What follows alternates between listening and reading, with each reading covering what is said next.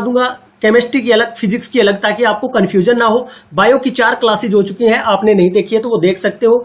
इस चैप्टर को हम जो कवर करेंगे 2 पार्ट में कवर करेंगे। जैसे आपने देखा टीजीटी 2021 के अंदर इससे क्वेश्चन पूछा गया है, क्लास +1 का केमिस्ट्री का ये टॉपिक रहेगा। चाहे आपका कोई भी बैकग्राउंड रहा हो, चाहे आप फिजिक्स के डिपार्टमेंट से हो, मतलब आपने मास्टर्स डिग्री फिजिक्स में की हुई है, या आप बायो से हो, कहीं भी कोई भी दिक्कत नहीं आने वाली, और केमिस्ट्री वालों को तो वैसे भी नहीं आएगी। ठीक है, इसके अलावा ये भी एस्टेट 2019 के अंदर पूछा गया।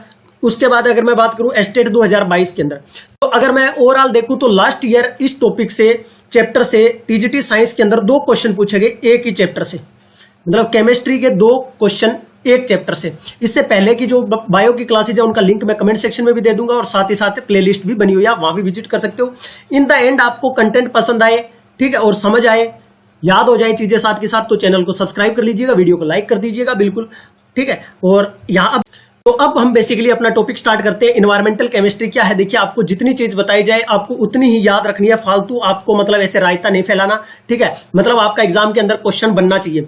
इन्वायरमेंटल पोल्यूशन क्या होता है, आपको पता है कि कोई भी अनडिजायरेबल चेंज जो इसकी जरूरत नहीं है और वो चेंज हो जाए इन्वायरमेंट या अपने सराउंडिंग में, उसको क्या बोलेंगे, पोल्यूशन। और वो पोल्यूशन किस किस को इफेक्ट कर सकता है, प्लांट को, एनिमल्स और ह्यूमन बींग्स को। और जो चीजें, जो सब्सटेंस है जिसका मतलब है अनडिजायरेबल चेंज होगा या जो मतलब पोल्यूशन क्रिएट करेगा, उनको हम क्या बोलेंगे, पोल्यूटेंट्स बोलेंगे। आपको पता है कि हम जो भोजन लेते हैं उसके 12 से 15 टाइम हम क्या लेते हैं, एयर को अपने अंदर लेते हैं। मतलब हमें सांस लेने के लिए जो हम ये बोल सकते हैं कि on an average human being nearly required, आपको 15 से 12 टाइम क्या होती है, फूड के कंपेरिजन में हवा की जरूरत होती है। तो हवा के अंदर थोड़ा सी भी माइन्यूट कोई पोल्यूशन हुआ, कोई प्रदूषण हुआ, तो अपने को ज्यादा दिक्कतें होने वाली है। यहां से क्वेश्चन बनने स्टार्ट हो जाएंगे दोस्तों।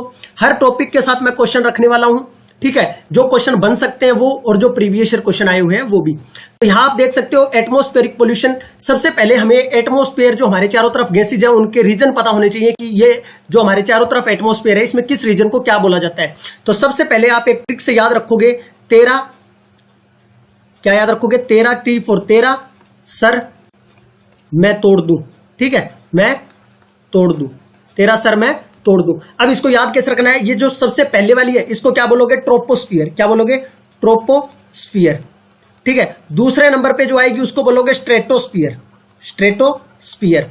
और तीसरे नंबर पे जो आएगी उसको बोलेगे मीजोस्फियर। और लास्ट वाली को बोलते हैं थर्मो। अब तुम कहोगे सर दोनों में कंफ्यूजन हो गई हमें, तो पहला भी टी और दूसरा भी टी। तो देखो जो लास्ट वाला टी है वो है हमसे ज्यादा दूर, और हमसे ज्यादा दूर कौन है, सूर्य। सूर्य मतलब टेम्परेचर, टेम्परेचर वाली चीज को क्या बोलते हैं, थर्मो। आपने देखा होगा ना, हमने चाय रखी हुई है थर्मस के अंदर, ठीक है, याद आ रहा है, समझ में आ रहा है कुछ, उससे कोरिलेट याद करके रखना है। जो सूर्य के पास है वो कौन सी है, थर्मो, और जो हमारे पास है वो ट्रोपो, ठीक है। तो अब हमें क्या करना है, ये रीजन आपको याद करना है। सबसे पहले तो आपको सीक्वेंस वाइज कि अगर हम यहां हैं तो ये वाले जो ऐसे 4 लेयर बनी हुई है, ठीक है, अपने चारों तरफ एटमॉस्फेयर की, इसके अंदर कौन सी लेयर को क्या बोलोगे, 13 सर मैं तोड़ दूं। और ये सूर्य के पास है तो इसको क्या बोल देंगे, थर्मोस्फियर। ट्रिक से याद करवा दूंगा जो जो चीजें आपको याद रखनी है बस। जैसे यहां आपसे पहला क्वेश्चन पूछा गया है, द लेयर जो 0 से 50 किलोमीटर के बीच में, वो कौन सी है। देखो सबसे लोवेस्ट रीजन जो अपने पास है वो कौन सा है, ट्रोपोस्फियर है। सबसे अपने पास है वो कौन सा है, ट्रोपोस्फियर है। अब ये ट्रोपोस्फियर की हाइट कितनी है, आप कहोगे 0 से लेकर 10 किलोमीटर। मतलब ऐसा लिखा हो सकता है 0 से 10, या लिखा हो सकता है समुद्र लेवल से 10 किलोमीटर तक। तो ये कौन सी है, 10 से 50 पूछा है, तो ये तो अपनी नहीं है। इससे ऊपर वाला ट्रोपोस्फियर के बाद जो आता है वो कौन सा आता है, स्ट्रेटोस्फियर, और उसका क्या है, रेंज 10 से 50 किलोमीटर। और यही पूछा तो इसका आंसर क्या होगा, स्ट्रेटोस्फियर। स्ट्रेटोस्फियर कहां से कहां तक, 10 से 50। अगर मीजो का पूछे, वैसे एनसीईआरटी में दिया नहीं हुआ, आपसे पूछ ले तो आप क्या बोल दोगे, 50 से 85 किलोमीटर वाले को क्या बोलते हैं, मीजोस्फियर। और उसके 85 के बाद अगर हम चले 500 किलोमीटर तक तो उसको बोलते हैं थर्मोस्फियर, जो कि सूर्य के पास है। ऐसे याद रखोगे। अब यहां से एक क्वेश्चन और बनता है कि कहां क्या पाया जाता है, भाई हम लोग कहां है, क्लाउड कहां है, कौन से रीजन में क्लाउड है, बादल कौन से रीजन में है, ठीक है, ये चीजें पूछी जाती है। तो यहां आपको बहुत ही माइन्यूट क्वेश्चन बनता है, यहां से ध्यान रखना। यहां देखो क्या लिखा हुआ है, अगर मैं ट्रोपोस्फियर में बात करूं तो वहां क्या है, डस्टी जोन है, एयर है, मच वाटर वेपर है। क्वेश्चन आया हुआ है, एक जगह मच वाटर वेपर लिखा हुआ है, देखो एक जगह लिटिल वाटर वेपर लिखा हुआ है, लिटिल वाटर वेपर। दोनों क्वेश्चन बनते हैं कि आपसे पूछा जाएगा मच वाटर वेपर कहां है। मच वाटर वेपर है पहले रीजन में जहां हम है। और आपसे यह भी पूछा जाएगा कि स्ट्रॉन्ग एयर का मूवमेंट, हवा कहां चलती है, किस में स्ट्रॉन्ग एयर का मूवमेंट होता है, तो पहले रीजन के अंदर। उसके बाद क्लाउड का फॉर्मेशन, बादल का बनना, अब आपको ऐसे देखने में तो ये लगेगा कि यार हम जहां हैं वह बादल नहीं है, पर ये जो रेंज है ना ये 10 किलोमीटर के अंदर ही है। तो हम जहां रहते हैं एयर का movement, dusty zone, much water vapour और क्लाउड फॉर्मेशन, ये सब के सब किस में आएंगे? ट्रोपोस्फियर में आएंगे, 0 से 10 किलोमीटर वाले के अंदर। इतनी बात याद रखोगे, चाहे आप बायो से हो, चाहे आप फिजिक्स से हो, चाहे आप केमिस्ट्री को, जितना मैं बोल रहा हूं उतना याद करोगे, मोर देन सफिशिएंट है। यहां तक की बातें खत्म हुई। उसके बाद हमसे क्या पूछा गया? हम दूसरे रीजन के अंदर बात करेंगे। सर दूसरा रीजन कौन सा था? स्ट्रेटोस्फियर। अब स्ट्रेटोस्फियर में क्या होता है? देखो स्ट्रेटोस्फियर के अंदर आपके पास क्या क्या होते हैं? डाई नाइट्रोजन, मतलब N2, O2, O3, ये तो सारे समझते हो ना। नाइट्रोजन गैस कौन सी है? N2, oxygen O2, ozone O3, ये गैसेज और लिटिल वाटर वेपर, ये किसके अंदर है? ये है स्ट्रेटोस्फियर के अंदर। यहां तक की बात समझ में आ गई। इसके बाद आपसे कुछ नहीं, आपसे पूछा गया है कि ये पूछा जा सकता है कि ओजोन कौन से रीजन के अंदर है। ओजोन का मतलब ओजोन वैसे तो अपने पास अपन लोग जिस रीजन में रहते हैं वहां भी ओजोन होती है, पर जो अपने को यूवी रेडिएशन से बचाती है ना, आपने बहुत पढ़ा होगा, पैराबैंगनी किरणों से बचाती है, तो वो 99.5% सन रेडिएशन जो कि हार्मफुल जिनको बोलते हैं अल्ट्रावायलेट रेडिएशंस, उनसे जो बचाती है वो ओजोन कहां है? स्ट्रेटोस्फियर के अंदर। तो स्ट्रेटोस्फियर के अंदर क्या बोलोगे? ओजोन क्या है? स्ट्रेटोस्फियर में। अपने यहां भी होती है ट्रोपोस्फियर में, पर वो बहुत ही लिटिल अमाउंट में होती है, तो वो ये यूजफुल नहीं होती अपने लिए। यूवी को रोकने का काम कौन करता है? ओजोन करता है, और वो कहां? स्ट्रेटोस्फियर में, मतलब इस रेंज के अंदर। इतनी बात याद रखोगे, आगे बढ़ जाए। अब देखो अगला क्वेश्चन आता है आपके पास है भाई, जो अभी हमने देखे कि पोल्यूशन हो सकता है, ट्रोपोस्फेरिक पोल्यूशन, जो कौन सा है? ट्रोपोस्फेरिक, मतलब 0 से 10 किलोमीटर के अंदर जो गैसेज है उनके वजह से जो पोल्यूशन होगा उसको क्या बोल रहे हैं? Tropospheric pollution. वो किन किन वजह से हो सकता है? वो गैसेज पार्टिकल की वजह से हो सकता है, या कोई पार्टिकुलेंट्स हो सकते हैं, जैसे डस्ट हो गया, फ्यूम हो गया, स्मोक हो गया, स्मोक हो गया। बहुत ही इंपॉर्टेंट ये टॉपिक है, बहुत ही इंटरेस्टिंग ये टॉपिक है। अगर आप पढ़ोगे ध्यान से, थोड़ा सा अगर आप मतलब ध्यान लगाकर पढ़ोगे तो ये चीजें बहुत इंपॉर्टेंट आपके लिए, डेली लाइफ से भी कोरिलेट कर सकते हो इनको आप, ठीक है। तो मतलब मैक्सिमम पार्ट आज कवर हो जाएगा। सिर्फ इसमें ओजोन बचेगा अपना, और वाटर सैंपल जो बचेंगे कि वाटर में पोल्यूशन कैसे होता है, वो दूसरे पार्ट में। और जितने क्वेश्चन बन सकते हैं 2 पार्ट में मैं खत्म करने वाला हूं। इसलिए खत्म कर रहा हूं क्योंकि कोई बायो का स्टूडेंट है, कोई फिजिक्स का है, तो उनको दिक्कत ना हो। केमिस्ट्री वाला तो एक लेक्चर में भी ग्रैब कर सकता है, पर बायो और फिजिक्स के स्टूडेंट को देखते हुए मैं 2 पार्ट में इसको करवाऊंगा विद क्वेश्चंस। तो सबसे पहला जो गैसियस है उसमें हम सल्फर के ऑक्साइड, सल्फर को सभी जानते हैं, दूसरे अगर जो बायोफिजिक्स वाले नहीं जानते तो सल्फर का सिंबल होता है S। इसके ऑक्साइड मतलब इसके साथ ऑक्सीजन जुड़ा होगा, तो सल्फर डाइऑक्साइड जो है उसको SO2, डाई का मतलब 2, तो 2 ऑक्सीजन लगी हुई है, सल्फर डाइऑक्साइड। देखो सबसे पहले तो ये पॉइजनस गैस है, मतलब जहरीली गैस है, ठीक है, बोथ एनिमल और प्लांट के लिए।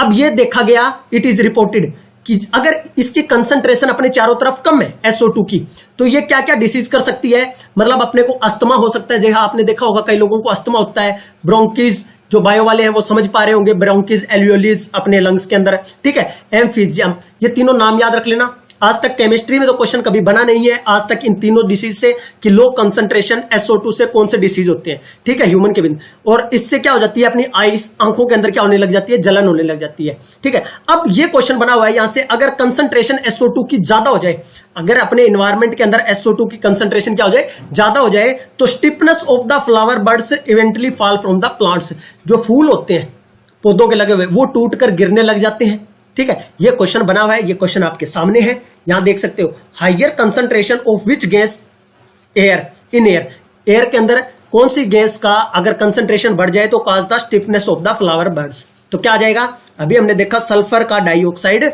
सल्फर डाइऑक्साइड गैस की वजह से क्या होता है, जो फ्लावर्स है वो गिरकर टूटकर गिरने लग जाते हैं। अब होता क्या है, ऑक्सीडाइजिंग, कहीं भी नाम आए ऑक्सीडेशन, ऑक्सीडेशन आपने 10th क्लास में भी पढ़ा होगा कि जिसके अंदर एडिशन ऑफ ऑक्सीजन, क्या बोल सकता हूं मैं, क्योंकि सिंपल वैसे डेफिनेशन कई होती है, मैं आपको इसके पॉइंट ऑफ व्यू से बता रहा हूं कि एडिशन ऑफ ऑक्सीजन, क्या बोलोगे, एडिशन ऑफ ऑक्सीजन। अब देखो SO2 के अंदर O2 ऐड किया तो SO3 बन गया, ठीक है सर, बन गया, पर ये रिएक्शन जो है ना बहुत स्लो होती है, मतलब ये इजीली रिएक्ट नहीं करते। तो इसके लिए हम क्या करते हैं, कोई कैटलिस्ट यूज करते हैं। कैटलिस्ट का मतलब ऐसा समझो कि जो उसको सहारा दे, कैटलिस्ट का मतलब होता है कि जो उसको सहारा दे, उस रिएक्शन को फास्ट करवा दे। तो ओजोन यहां क्या काम करता है, O3 क्या काम करता है, कैटलिस्ट का काम करता है। ओजोन क्या काम कर रहा है, या कैटलिस्ट का काम कर रहा है। बस आपको इतना याद रखना, ज्यादा आपको रिएक्शन वगैरह रटनी नहीं है। आपको डायरेक्ट क्वेश्चन पूछा जाएगा, वो क्वेश्चन कौन कौन से बन रहे हैं मैं साथ के साथ बता रहा हूं। ये रिएक्शंस आपको रटनी नहीं है, बस आपको इतनी याद रखनी है कि ऑक्सीडेशन है सल्फर डाइऑक्साइड का, वो स्लो होता है, ओजोन उसके लिए फास्ट करने के लिए हम यूज करते हैं। उसके बाद अगला टॉपिक आता है नाइट्रोजन के ऑक्साइड। नाइट्रोजन को बोलते हैं एन, सिंबल होता है एन, ठीक है, और N2 गैस को बोलते हैं नाइट्रोजन। अपने इन्वायरमेंट में नाइट्रोजन भरी हुई है काफी, ठीक है। आपको पता है कि डाई नाइट्रोजन और डाई ऑक्सीजन, कहता है कि डाई ऑक्सीजन और N2 दोनों गैसें अपने इन्वायरमेंट में काफी है पर इजीली रिएक्ट नहीं करती। भाई इन्वायरमेंट में दोनों ही है पर रिएक्ट नहीं करती, क्योंकि दोनों के बीच में जो बॉन्ड है वो स्टेबल है। N ट्रिपल बॉन्ड N होता है, जैसे N ट्रिपल बॉन्ड N, तो ये काफी स्टेबल बॉन्ड है, इजिली रिएक्ट नहीं करता किसी के साथ। बट अगर लाइटनिंग स्ट्राइक हो, गरज, मतलब आपने देखा होगा कभी बारिश के टाइम पे बहुत ज्यादा बिजली चमक रही है, मतलब बादल गरज रहे हैं, तो उस टाइम पे ये क्या हो जाता है, NO2 is oxidized, combined oxide nitrogen oxygen के साथ कंबाइन कर जाता है। वैसे तो ये रिएक्ट नहीं करते दोनों, पर अगर ऐसी सिचुएशन हो, स्ट्राइकलिंग लाइट हो, तो ये क्या कर जाता है, हाई एल्टीट्यूड पर ये क्या कर जाता है, NO2 बना लेता है, NO2, ठीक है। और साथ ही साथ जो NO3, इसको बोलते हैं नाइट्रेट, ठीक है। ये आयंस मिलकर नाइट्रेट आयन NO2 ये क्या चले जाते हैं, सोइल्स के अंदर चले जाते हैं। अब आपको जैसे यहां यही मेंशन कर रखा है इन्होंने, जैसे आप देखोगे N+O2 1483 केल्विन पर क्या हुए, मतलब कंबाइन हुए, NO बने। तो यहां तक की बात समझ आ रही है। अब एक क्वेश्चन देखो यहां ध्यान से, आपस में तो रिएक्ट नहीं कर रहे थे ये N और O2। यहां देखो क्या कहा गया है, इन automobile engine at high temperature. आपने देखा होगा कभी गाड़ी का आगे हम बोनेट खोलते हैं तो वहां बहुत ज्यादा गर्म होता है, ठीक है। तो when fossil fuel is burnt, di nitrogen and di oxygen, di nitrogen and di oxygen इनको बोलते हैं। हाई टेम्परेचर है 1483 केल्विन, बहुत ज्यादा हो जाता है, 100 पे पानी उबलने लग जाता है, ये सोच लो। तो ये 1483 केल्विन है। उस केस में क्या होता है, सिग्निफिकेंट अमाउंट ऑफ NO और नाइट्रोजन डाइऑक्साइड। यहां से क्वेश्चन बन गया लास्ट ईयर 2022 के अंदर। दिखाता हूं क्वेश्चन, आप देखो दोबारा इसको स्टेटमेंट को पढ़ लो, यही क्वेश्चन आया हुआ है। फॉसिल फ्यूल को बर्न किया, जब फॉसिल फ्यूल को बर्न हुआ तो क्या बना, di oxygen di nitrogen combine हुए और गैसेज कौन सी निकली, नाइट्रिक ऑक्साइड और नाइट्रोजन डाइऑक्साइड। नाइट्रिक ऑक्साइड का मतलब एक ऑक्सीजन, डाई ऑक्साइड का मतलब 2 ऑक्सीजन। अब मैं तुम्हें वो क्वेश्चन दिखा देता हूं जो लास्ट ईयर पूछा गया। ये क्वेश्चन देखिएगा आप, अभी TGT लास्ट ईयर 2022 में पूछा गया। When oxides of nitrogen are generated, which oxides of nitrogen are generated when burning of fossil fuel. जब फॉसिल फ्यूल को बर्न किया जाता है तो कौन से ऑक्साइड्स बनते हैं। अभी हमने देखा नाइट्रिक ऑक्साइड और NO2। क्लियर है, यहां तक की बात समझ आ रहा होगा। फर्स्ट राइट आंसर हो जाएगा। कोई दिक्कत किसी को लग रहा है आसान, कॉन्फिडेंस आ रहा है, ठीक है। आ रहा है तो वीडियो को लाइक करना, ठीक है, और शेयर भी कर देना अपने फ्रेंड्स के साथ जो भी TGT की तैयारी कर रहे हैं, ठीक है। आपके रिस्पॉन्स पे डिपेंड करेगा दोस्तों, क्योंकि जब मोटिवेशन किस चीज से मिलता है, आपके कमेंट हो गए पॉजिटिव, आप वीडियो को देख रहे हो, लाइक कर रहे हो, यही एक मोटिवेशन है। चैनल को सब्सक्राइब करें, और क्या है आप बताओ, ठीक है। आपसे कोई पैसा नहीं लिया जा रहा क्लास का, किसी प्रकार का, बिल्कुल फ्री कंटेंट। ऐसा पेड कोर्स में भी आपको इतना वेल स्ट्रक्चर्ड वे में नहीं देगा कोई, ठीक है। तो यहां तक की बातें समझ में आ गई। यहां से क्वेश्चन बना हुआ है, ये वाला अंडरलाइन कर दिया, क्वेश्चन दिखा दिया तुमको यहां से मैंने, ठीक है। अब आपको इसके अंदर कोई चीजें याद नहीं रखनी, ठीक है। इसके बाद अगर हम थोड़ा सा और देखें तो यहां थोड़ी जनरल नॉलेज के लिए आप देख सकते हो, अगर कंसंट्रेशन ज्यादा हो जाए किसकी, NO2 की, नाइट्रोजन डाइऑक्साइड की, तो वो डैमेज कर देता है पत्तों, जो पत्तियां हैं प्लांट की, उनको साथ ही साथ क्या कर देगा, उनकी फोटोसिंथेसिस को रोक देगा। और फोटोसिंथेसिस रुक गई तो हमें पता है कि वो जो भोजन बनाता है और अपनी CO2 लेता है, O2 देता है, वो प्रोसेस बंद हो जाएगा, ठीक है। साथ ही साथ नाइट्रोजन डाइऑक्साइड टेक्सटाइल और फाइबर मेटल्स को भी इफेक्ट करता है। यहां से अभी तक इंपॉर्टेंट क्वेश्चन कोई बना नहीं है। यहां से क्वेश्चन आपसे वैसे तो बना नहीं है, बट इसको आप याद रखिएगा, ये वाली चीज, एयर पोल्यूटेंट प्राइमरी और सेकेंडरी। सेकेंडरी का मतलब होता है कि जो चीजें किसी से बनती है। देखो अभी हमने बात की CO, CO2, NO, SO2, hydrocarbon, मतलब जो कार्बन हाइड्रोजन के कंपाउंड आपने 10th क्लास में पढ़े थे ना, मीथेन, इथेन वगैरह, ठीक है। और अब यहां देखो SO3 हमने बनाया था ना, कैसे, SO2 प्लस ऑक्सीजन करके, और इसको SO3 बनाया था, ठीक है। तो जो चीजें हम किसी से बनाते हैं, जैसे सल्फर डाइऑक्साइड है, इसके साथ H2SO4 की रिएक्शन करेंगे तो सल्फर डाइऑक्साइड, तो ये जो सारे हैं ये सेकेंडरी है। क्या है, सेकेंडरी है। सल्फर डाइऑक्साइड हो गया, ट्राइऑक्साइड हो गया, H2SO4 सल्फ्यूरिक एसिड हो गया, नाइट्रोजन डाइऑक्साइड हो गया, ठीक है। तो ये चीजें वैसे रटने मत बैठ जाना, यहां से क्वेश्चन नहीं आएगा, ठीक है। आपको जितना बताया वही याद रखना है। अब देखो यहां से एक क्वेश्चन इससे बहुत इंपॉर्टेंट आपके लिए क्वेश्चन बन सकता है, डी वाले से, सी वाले से नहीं बनता कभी भी। Hydrocarbon are composed of carbon और हाइड्रोजन के कंपाउंड होते हैं, आपको पता है, जैसे CH4 हो गया, इथेन, मीथेन, प्रोपेन आपने पढ़े थे, ठीक है। अब यहां से क्वेश्चन देखिएगा, इससे क्या क्वेश्चन बनता है, कार्बन के ऑक्साइड, मतलब कार्बन होगा और उसके साथ ऑक्सीजन लगा होगा। जैसे एक ऑक्सीजन लगा दिया, दो लगा दिया। इसी तरह तो मैंने सल्फर के साथ किया था, सल्फर के साथ 2 लगा दिए थे या 3 लगा दिए थे, ठीक है। इसी तरह से हमने NO के बाद साथ बात की थी, NO2, ठीक है। तो अब कार्बन की हम बात कर रहे हैं। तो कार्बन में तुम क्या देखोगे, कार्बन मोनोऑक्साइड, ये क्या है, एक तो कलरलेस है, इसका कोई कलर नहीं होता, कोई स्मेल नहीं होती, ठीक है, और बहुत ही ज्यादा जहरीली गैस है।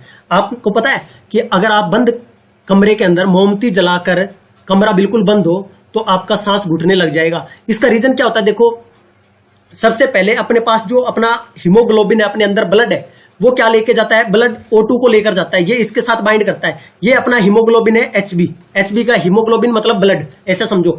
ये ऑक्सीजन को लेकर अपनी बॉडी के अंदर लेकर जाता है, ठीक है, अपनी बॉडी के अंदर हर पार्ट के अंदर ऑर्गन्स के पास ऑक्सीजन पहुंचाता है ये।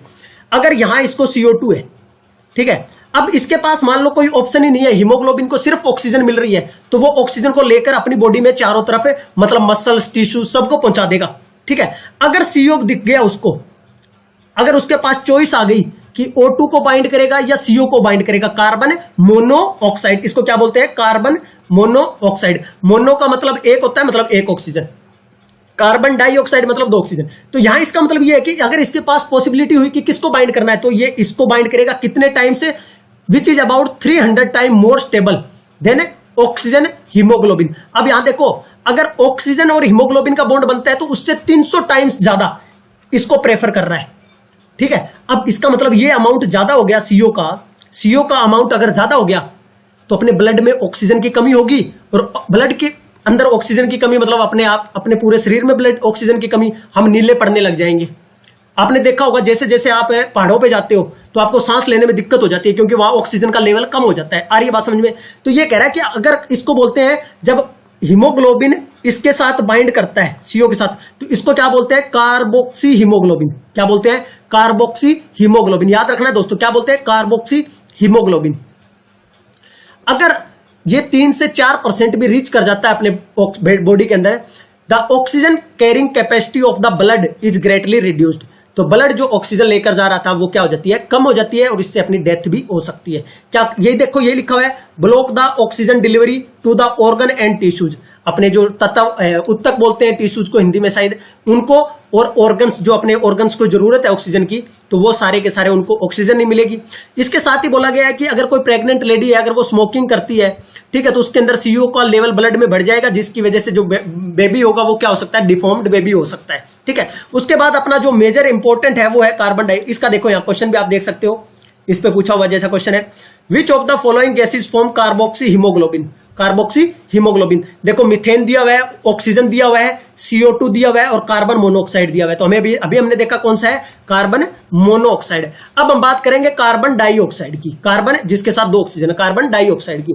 अब देखो कार्बन डाइऑक्साइड क्या है, हम जो सांस छोड़ रहे हैं उसमें कार्बन डाइऑक्साइड है, हम जो सांस छोड़ रहे हैं उसमें कार्बन डाइऑक्साइड है, और उसी CO2 को कौन ले रहा है, पेड़ पौधे ले रहे हैं, ठीक है। Released into the atmosphere by the respiration. Burning of the fossil fuel से भी क्या होती है, for energy and by decomposition of the limestone. Limestone को अगर हम डिकम्पोज करवाते हैं तो भी क्या होता है, कार्बन डाइऑक्साइड, ठीक है। Normally 0.03% by the volume of the atmosphere. पूरे एटमॉस्फेयर में कितना, 0.03% कितनी है, CO2। अब यहां देखो, आपको पता है कि जैसे जैसे CO2 बढ़ेगा तो आपको पता है दिक्कतें क्रिएट होगी, ठीक है। Increase the use of fossil fuel, carbon dioxide reach to the environment. ये सिंपल सी बात है कि अगर मान लो हम एक्सेस में फॉसिल फ्यूल जला रहे हैं, कर रहे हैं, तो CO2 का अमाउंट बढ़ेगा, जिससे ग्रीन प्लांट्स एक्सेस हो जाएगा। तो ग्रीन प्लांट जो कि क्या है, इसको मेंटेन करते हैं, इसके लेवल को, ठीक है। पर किसी हद तक कर पाएंगे ना, पौधे तो काटते जा रहे हो और गाड़ियां चलाते जा रहे हो, तो CO2 क्या करेगा, बढ़ता ही चला जाएगा। बात समझ में आ रही है यहां तक की बात, ठीक है। तो अब हमें क्या करना है, मेनली आगे देखना है, increased amount of CO2 in the air responsible for the global warming. अगला जो आपका इंपॉर्टेंट टॉपिक वो है ग्लोबल वार्मिंग। बहुत ध्यान से सुनना, एक ही बार बताऊंगा, जिंदगी में कभी नहीं भूलोगे ग्लोबल वार्मिंग क्या होता है। ग्लोबल वार्मिंग क्या होता है, अब देखो ग्लोबल वार्मिंग का मतलब कुछ ऐसा, ध्यान से सुनना।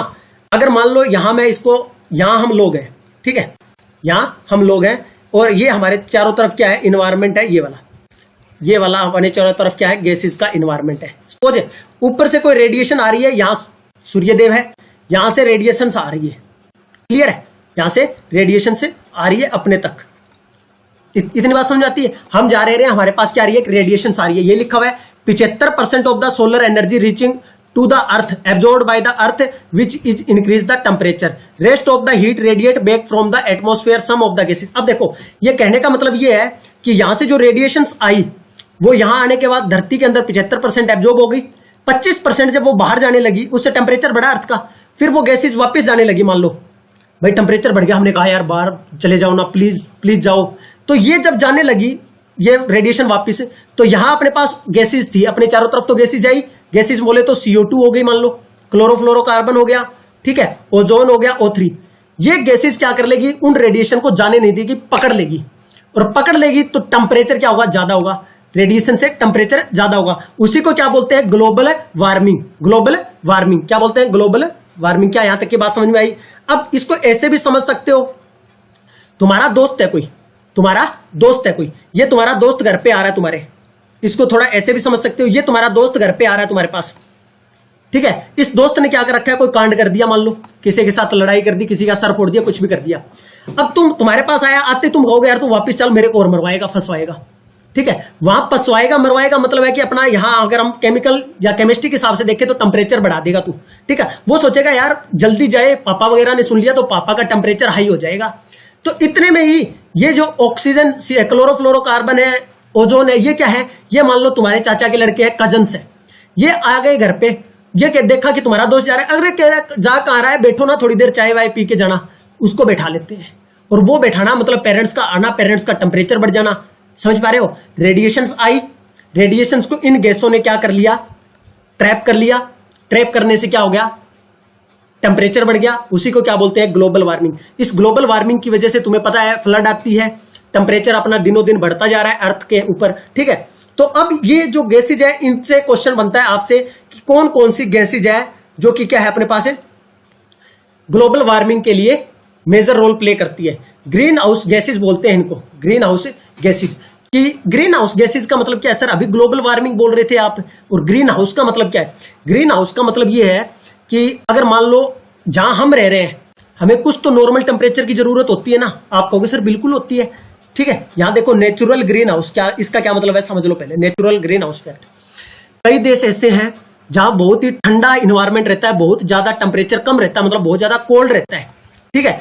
अब वहां कुछ ना कुछ टेम्परेचर की तो जरूरत है ना, कुछ ना कुछ टेम्परेचर की जरूरत है। मान लो कोई सब्जियां भी उनको लगानी है तो उसके लिए कोई ना थोड़ा टेम्परेचर तो चाहिए होगा, तो वो क्या बनाते हैं, एक शीशे का घर बना लेते हैं मान लो, ठीक है। शीशे का घर बनाने का मतलब है कि उसमें रेडिएशन आ गई, आने के बाद वो रेडिएशन को बाहर नहीं जाने देंगी, मतलब अंदर का टेम्परेचर क्या रहेगा, मेंटेन रहेगा टेम्परेचर। तो वो उन्होंने क्या किया है, ग्रीन हाउस क्रिएट किया है, ग्रीन हाउस क्रिएट किया है उन्होंने अपने वहां सब्जियां बनाने के लिए। आपने भी अपने यहां देखा होगा ना, कई बार जैसे सब्जियों की पौध तैयार करते हैं तो उसको ढक के रखते हैं सर्दियों के टाइम में कि वो पौध खराब ना हो जाए, ठीक है। आपने इसे टेंट लगे हुए कहीं कहीं देखे होंगे, तो विदेशों में इसको क्या बोलते हैं, ग्रीन हाउस इफेक्ट। अपने यहां भी तो क्या है, नेचुरल है ना, अपने यहां भी देखो नेचुरल का मतलब है कि अपने को कुछ तो टेम्परेचर चाहिए, अपने को अपने लाइफ में जिंदा रहने के लिए कोई टेम्परेचर की जरूरत होगी ना, कोई मीडियम एक रेंज की 20-25 आसपास रहे अपना रूम टेम्परेचर जैसा। तो वो किसकी वजह से, गैसेस ट्रैप कर रही है उसी वजह से। बट दिक्कत तो तब आ जाती है ना कि ज्यादा उनको क्या करने लग जाए, गैसेस बहुत ज्यादा टेम्परेचर को बढ़ाने लग जाए, मतलब CO2 का अमाउंट बहुत ज्यादा बढ़ने लग गया।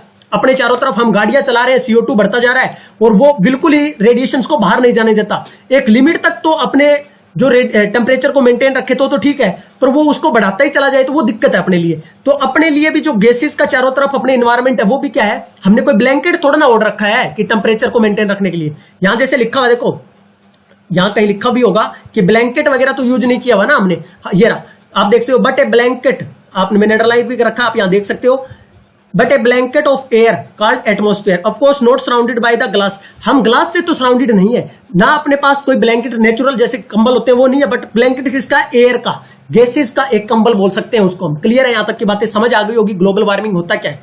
अब देखो यहां से एक क्वेश्चन बना हुआ है कि carbon dioxide is the major contributor to the global warming. जो टेम्परेचर बढ़ रहा है अपने ग्लोब का, पूरे वर्ल्ड का, उसका मेजर कंट्रीब्यूटर कौन है, कार्बन डाइऑक्साइड। ये क्वेश्चन आया हुआ है, देखिए major contributor to the global warming कौन सा है, CO2। अब देखो बिसाइड कार्बन डाइऑक्साइड, अब ऐसा नहीं है कि भाई कोई जुर्म हुआ है तो उसका एक ही क्या है, मतलब शख्स है, और भी है। देखो कौन कौन से अदर ग्रीन हाउस गैसेज कौन कौन सी है, मीथेन है, ये भी क्या करेगी, रेडिएशन को एब्जॉर्ब करेगी। वाटर वेपर, ये याद रखना, अगर कई बार लिख के दे देता है ग्लोबल वार्मिंग में वाटर रिस्पॉन्सिबल है, तो हम सोचेंगे यार पानी तो नहीं करता होगा। वाटर वेपर बिल्कुल करते हैं, नाइट्रस ऑक्साइड करते हैं, क्लोरोफ्लोरोकार्बन और ओजोन। ये हो गया अपना CO2, ये हो गया मीथेन, ठीक है, CH4, ये हो गया मीथेन, इसको बोलते हैं मीथेन। उसके बाद अपने पास वाटर वेपर के लिए मैंने H2O लिख दिया, वाटर वेपर, और उसके बाद नाइट्रस ऑक्साइड लिख लो N2O, और साथ में क्लोरोफ्लोरोकार्बन, और साथ ही साथ ओजोन, ये अपने पास ओजोन हो गई।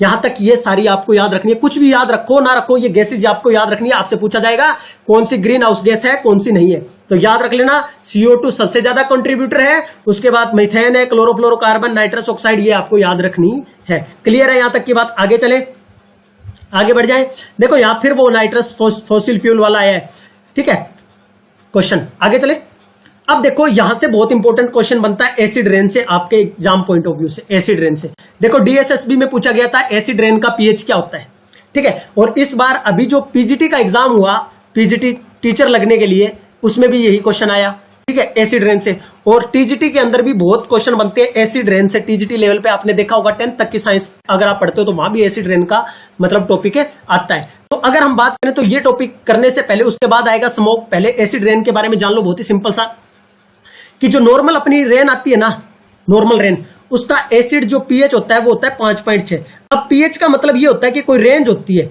जैसे आप हाइट मेजर करते हो, ठीक है, तो वैसे क्या होता है कि पानी या कोई भी मैं सब्सटेंस बोलूं तो उनकी एक रेंज होती है। ये 0, ये pH स्केल है, ये क्या है, pH स्केल है। जैसे आप स्केल मेजर करते हो ना, वैसे ही कोई एसिड है, बेस है, इसका 0 से 14 तक एक स्केल बना होता है। 0 होता है 7 होता है, 7 पे होता है न्यूट्रल, 7 पे क्या होता है, न्यूट्रल। और 7 से कम हो वैल्यू तो उसको बोल देते हैं एसिड, और 7 से ज्यादा हो तो उसको बोलते हैं बेस।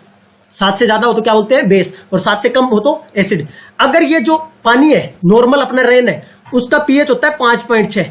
नॉर्मल रेन का, जो नॉर्मल बारिश हो रही है उसका, रेन का वाटर, उसका कितना होता है pH 5.6, मतलब 5.6। तो ये 7 से कम हो गया ना वैल्यू, 7 से कम हो गया मतलब ये तो क्या है, एसिड है। नॉर्मल रेन है वो भी क्या है, एसिड है, अपना क्या है, एसिड है।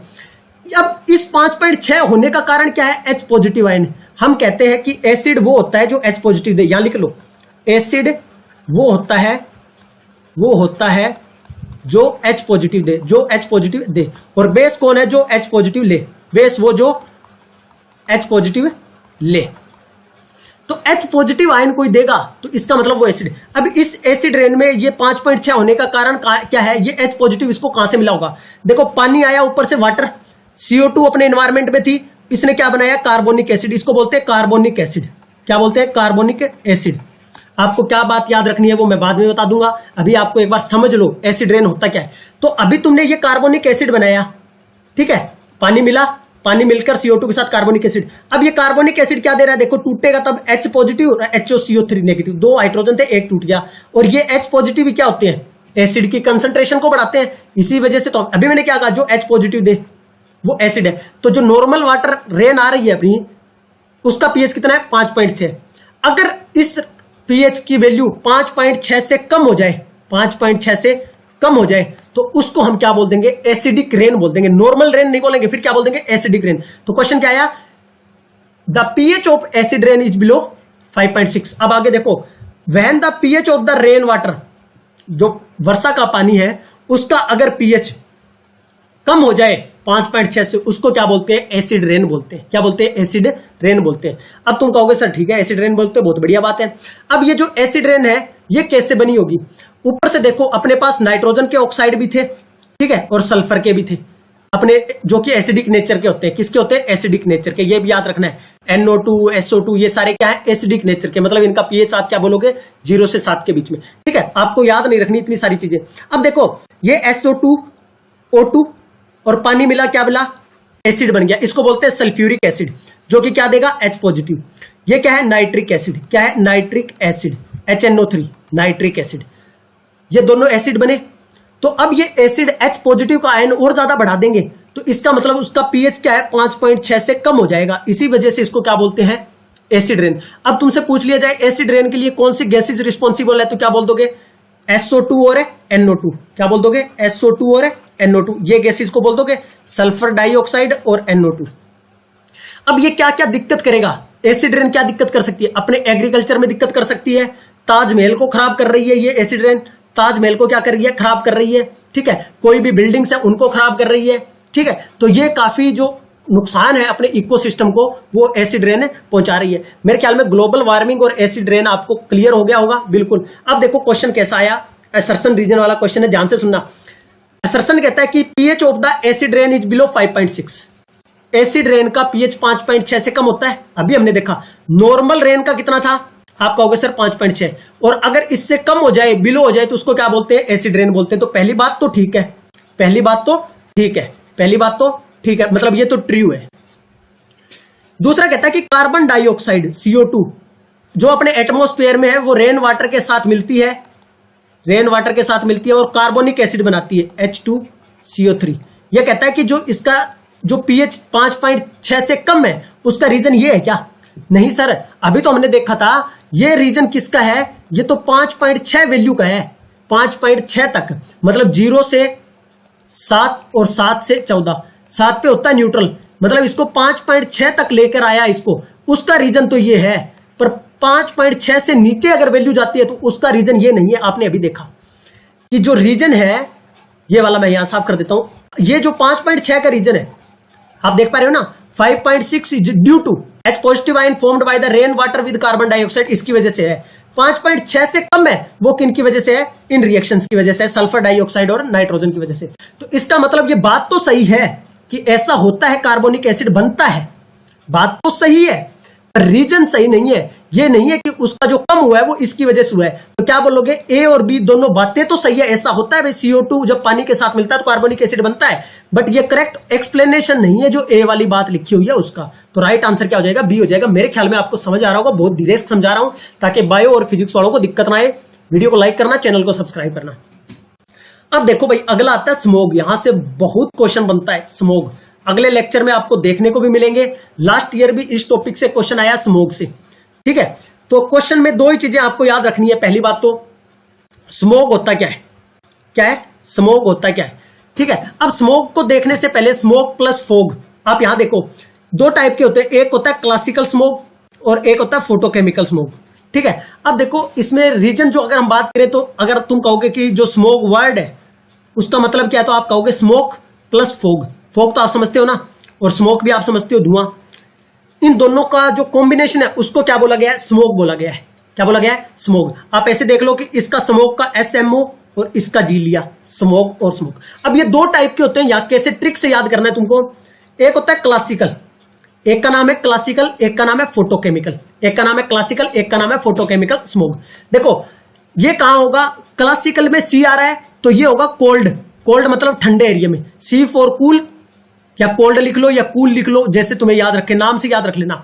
मतलब क्लासिकल स्मोक वहां बनता है, तुम देखते हो ना धुंध आती है, जो धुंध उस टाइप का, मतलब बिल्कुल कुछ गाड़ी में तुम्हें दिखाई नहीं देता धुंध के टाइम में धुआं, और जब वो मिल जाता है, आपने देखा होगा सर्दियों के टाइम में दिल्ली वगैरह में कहा जाता है कि जैसे हरियाणा में कि चावल का जो पीछे का लास्ट में चावल निकालने के बाद बच जाता है, उसको जलाते हैं तो उसकी वजह से धुआं एनवायरमेंट में जाकर और फिर वो फोग के साथ मिलकर और जम जाता है, ठीक है। तो सुबह के टाइम में बिल्कुल कुछ दिखाई नहीं देता, काला काला हो जाता है कपड़ा, अगर व्हाइट पहन के निकलो तो कपड़े पे ब्लैक ब्लैक हो जाता है, ठीक है, और गाड़ी में कुछ भी नहीं दिखाई देता। तो दो टाइप के होते हैं, एक होता है क्लासिकल, एक होता है फोटोकेमिकल।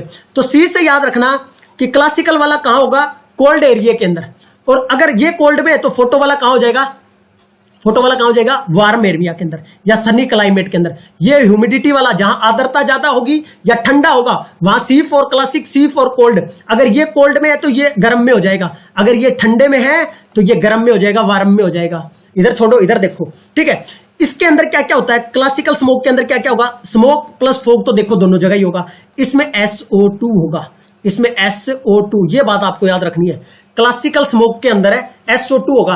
अब तुम कहोगे सर क्लासिकल, देखो दो S आ रहे हैं, क्लासिकल नाम के अंदर ही दो S आ रहे हैं, तो कौन सी गैस होगी, सल्फर डाइऑक्साइड। दो S आ रहे हैं तो सल्फर डाइऑक्साइड, ठीक है। अब तुम कहोगे सर ये बात तो चलो मान ली, ठीक है, हो गया। इसके अलावा क्या याद रखना है, इसके अलावा आपको याद रखना है कि एक होता है ऑक्सीडाइजिंग और एक होता है रिड्यूसिंग एजेंट। एक होता है रिड्यूसिंग एजेंट, आपको इनकी दोनों की नेचर याद रखनी है, एक ऑक्सीडाइजिंग, एक रिड्यूसिंग। ऑक्सीडाइजिंग और रिड्यूसिंग का मतलब तो मैंने आपको बता ही दिया, अभी दोबारा बता देता हूं। ऑक्सीडेशन का मतलब होता है ऑक्सीजन का addition, addition of oxygen, addition of oxygen, ठीक है। और रिडक्शन का मतलब होता है addition of hydrogen, addition of hydrogen. वैसे तो डेफिनेशन काफी होती है, ठीक है। और एजेंट क्या बोलेंगे, ऑक्सीडाइजिंग एजेंट लिखना हो मुझे तो, ऑक्सीडाइजिंग एजेंट। अगर देखो एजेंट का मतलब ऐसे समझो, अगर तुम्हारा कोई बीमा करने आता है, लेट्स सपोज करो कोई एक्स कंपनी है, कोई भी एक्स कंपनी में, किसी कंपनी का नाम नहीं ले रहा, कोई भी कंपनी है, आपका कोई वो बीच वाला जो बंदा है, एजेंट है, वो बीमा करने आता है, तो वो बीमा किसका करेगा, आपका करेगा कि खुद का करेगा? तुम कहोगे हमारा करेगा। उसको क्या बोलते हैं भाई, बीमा करने वाला एजेंट आया है। तो अगर मैं ये बोलूं ऑक्सीडाइजिंग एजेंट आया है, तो ये क्या करेगा, ये ऑक्सीडेशन, मतलब बीमा एजेंट आया, बीमा वाला एजेंट आया। अगर बीमे वाला एजेंट आया है तो वो बीमा किसका करेगा, तुम्हारा करेगा ना। तो इसी तरह से कोई ऑक्सीडाइजिंग एजेंट होगा तो वो ऑक्सीडेशन किसका करेगा, किसी दूसरे का करेगा। ऑक्सीडाइजिंग एजेंट का मतलब होता है कि दूसरे का तो ऑक्सीडेशन करेगा, खुद का क्या करेगा, रिडक्शन करेगा। दूसरे वाले का क्या करेगा, ऑक्सीडाइजिंग एजेंट ऑक्सीडेशन, और खुद का रिडक्शन। ऑक्सीडाइजिंग एजेंट दूसरे का क्या करेगा, दूसरे का ऑक्सीडेशन। यहां तक की बात समझ आ रही है? तो याद रखना, फोटोकेमिकल में क्या आ रहा है, ओ आ रहा है। तो ये कौन से होते हैं, ऑक्सीडाइजिंग एजेंट होते हैं। क्या होते हैं, ऑक्सीडाइजिंग एजेंट। यहां देखो, फोटोकेमिकल स्मोक को क्या बोलते हैं, ऑक्सीडाइजिंग एजेंट बोलते हैं। तो क्या बोलते हैं जी, ऑक्सीडाइजिंग एजेंट बोलते हैं फोटोकेमिकल स्मोक को। और क्लासिकल को, अगर इसमें ऑक्सीजन है तो इसको ऑक्सीडाइजिंग बोलेंगे, तो इस दूसरे को रिड्यूसिंग एजेंट बोलेंगे। क्या बोलेंगे, रिड्यूसिंग स्मोक बोलेंगे। It is also called reducing smoke. यहां से क्वेश्चन बन जाएंगे, जितने बनने होंगे आपसे। अब आप याद रख पाते हो नहीं रख पाते हो वो अलग बात है। इसके अंदर क्या था, स्मोक, फॉग और SO2 था। यहां क्या होता है, action of sunlight on unsaturated hydrocarbon. Hydrocarbon क्या होता है सर, भाई कार्बन हाइड्रोजन के कंपाउंड। अनसेचुरेटेड का मतलब होता है उनके अंदर डबल बॉन्ड और ट्रिपल बॉन्ड। क्लियर है, बात समझ आ रही है? आगे बढ़े। उसके बाद ये तुम्हें याद नहीं रखना टीजीटी के पॉइंट ऑफ व्यू से कि ये कैसे बनता है, पीजीटी के अंदर ये करना होता है। तुम्हें जो चीजें याद रखनी है वो देखो क्या है। फोटोकेमिकल स्मोक में तुम्हें क्या क्या नाम याद रखना है, एक तो ये स्ट्रक्चर याद रखो जिसको बोलते हैं पर ऑक्सी एसिटाइल नाइट्रेट। आ चुका है पेन की फुल फॉर्म, पर ऑक्सी एसिटाइल नाइट्रेट। अब यहां देखो, इफेक्ट ऑफ फोटोकेमिकल स्मोक, कहता है कि जो स्मोक बना उसका इफेक्ट क्या है। तो यहां देखो, कॉमन कंपोनेंट आपसे पूछा जाता है क्वेश्चन कि कौन सा कॉमन कंपोनेंट फोटोकेमिकल स्मोक का है या नहीं है। ये क्वेश्चन देख लो, तुम्हारा टीजीटी का आया हुआ, टीजीटी के अंदर ही आया हुआ क्वेश्चन है। कौन से ईयर में आया था ये वाला, अभी मैं दिखा देता हूं, एक मिनट रुको, ताकि तुम्हें क्वेश्चन का पता होगा। टीजीटी 2021 के अंदर, टीजीटी 2021 के अंदर क्या पूछा गया, not a common component of photochemical smoke. Photochemical smoke का कौन सा कॉमन कंपोनेंट नहीं है। क्या क्या दिया हुआ है, पर ऑक्सी एसिटाइल नाइट्रेट दिया हुआ है, ओजोन दिया हुआ है, नाइट्रिक ऑक्साइड दिया हुआ है, और साथ में क्लोरोफ्लोरोकार्बन दिया हुआ है। क्लोरोफ्लोरोकार्बन का मतलब ये होता है जिसमें कार्बन और फ्लोरीन और क्लोरीन के कंपाउंड हो, ठीक है। अब देखो, मैं यहां ये जो क्वेश्चन है, जो मेन पॉइंट आपको याद करना है वो क्या याद करना है, मैंने अगली स्लाइड पे लिख दिया है। इनके स्ट्रक्चर देख लो पहले तो आप, ताकि आपको स्ट्रक्चर भी कई बार, ये जो स्ट्रक्चर है ये है एक्रोलीन का। इसको मैं खोलकर लिख के दिखा देता हूं, क्योंकि केमिस्ट्री वाले तो लिख लेंगे, बाकी दूसरों को। कार्बन 4 बॉन्ड बनाता है, कार्बन क्या बनाता है, 4 बॉन्ड बनाता है। तो ये 2 बॉन्ड बना दिए, 2 हाइड्रोजन के, फिर इसने डबल बॉन्ड बनाया, फिर कार्बन है, फिर हाइड्रोजन है, फिर कार्बन है, उसने डबल बॉन्ड हाइड्रोजन। अब देखो, हर कार्बन ने 4-4 बॉन्ड बनाए हुए हैं। ये इसका स्ट्रक्चर है, इसको बोलते हैं एक्रोलीन, इसको बोलते हैं एक्रोलीन। बॉन्ड काउंट कर लो, बॉन्ड का मतलब है कि 1 बॉन्ड, 2 बॉन्ड और 2 इधर बना रखे 4। इसने भी 1, 2 और 2 इधर बना रखे 4। इसने भी 2 और 1, 3 और 1, 4। एक्रोलीन, इसको बोलते हैं पर ऑक्सी एसिटाइल नाइट्रेट, पर ऑक्सी एसिटाइल नाइट्रेट। इसको ऐसा भी लिखा हुआ मिल सकता है आपको, CH3 CO3 NO2, ठीक है। तो ये कंफ्यूज नहीं होना, पेन, एक्रोलीन, ओजोन, ठीक है। ये यहां लिखा हुआ है, देखो common components, ozone, nitric oxide, acrolein, formaldehyde. Formaldehyde का स्ट्रक्चर ये है, इसको मैं लिख के दिखाऊं तो ऐसे HC डबल बॉन्ड OH, ठीक है। अगर ये रेड कलर से किसी को दिक्कत है तो इससे लिख देते हैं HC डबल बॉन्ड OH। अब आगे आप देखोगे यहां, तो मैंने एक स्लाइड पे लिख दिया, आप यहां से याद कर लेना डायरेक्ट। कॉमन कंपोनेंट कौन कौन से है, ओजोन है, NO है, जिसको नाइट्रिक ऑक्साइड लिखकर मिल सकता है आपको, नाइट्रिक ऑक्साइड, इसको ओजोन लिखा हुआ मिल सकता है, ठीक है। ये फॉर्मेल्डिहाइड लिखा हुआ मिल सकता है आपको, ठीक है। और ये पेन लिखा हुआ मिल सकता है, या एक्रोलीन लिखा हुआ मिल सकता है। स्ट्रक्चर मैंने आपको दिखा दी एक एक की, ठीक है। अब इस क्वेश्चन का आंसर दे दो। ऑक्सी एसिटाइल नाइट्रेट हमने अभी देख लिया, यही वाला CH3 CO3 NO2 देखा था, ओजोन भी था, नाइट्रिक ऑक्साइड भी था, ठीक है। क्लोरोफ्लोरोकार्बन नहीं था, तो यही आंसर हो जाएगा कि क्लोरोफ्लोरोकार्बन हमने सर कहीं नहीं देखा। ओजोन था, NO था, एक्रोलीन था, फॉर्मेल्डिहाइड था, पेन था। तो ये याद रखने हैं, 3 और 2 5 ये याद रखने हैं। प्राइमरी प्रीकर्सर कौन से होते हैं, प्राइमरी प्रीकर्सर का मतलब होता है कि जो बनाने में काम आए, जिनसे बनता है फॉग और स्मोक। तो ये होते हैं NO2 और हाइड्रोकार्बन। NO2 और हाइड्रोकार्बन, ये यहां इसका फॉर्मेशन होता है ना, तब पता चलता है कि कौन सा होता है। तुम्हें याद रखना है बस प्राइमरी कौन है और जो कॉमन कंपोनेंट कौन है, बस इतना याद रख लेना इस पूरे टॉपिक में। अब आपके पास जो बचा है वो मैं बता देता हूं क्या क्या बचा हुआ है, उसके बारे में थोड़ा सा मैं डिस्कस कर देता हूं। अभी हम नेक्स्ट क्लास के अंदर ओजोन फॉर्मेशन या ओजोन डिप्लेशन के बारे में पढ़ेंगे, वहां से भी क्वेश्चन बनते हैं। उसके बाद वाटर पोल्यूशन से बहुत ज्यादा क्वेश्चन बनते हैं, कौन से अपने बॉडी में कितना वाटर पोल्यूशन कितना होना चाहिए, BOD कितना होना चाहिए, ये सारी चीजें बायो में भी आती है। यहां आप देख सकते हो। वीडियो पसंद आई हो तो लाइक कर सकते हो। अब इस टॉपिक में से आप देख सकते हो 3 क्वेश्चन, ये वाला जो क्वेश्चन है ये आपका अगली क्लास में कवर होगा, BOD वाला। और इसके अलावा जो बाकी क्वेश्चन जितने भी बचे हैं और जितने नए क्वेश्चन बन सकते हैं वो नेक्स्ट क्लास के अंदर आपके साथ डिस्कस कर दिए जाएंगे। धन्यवाद आप सभी का।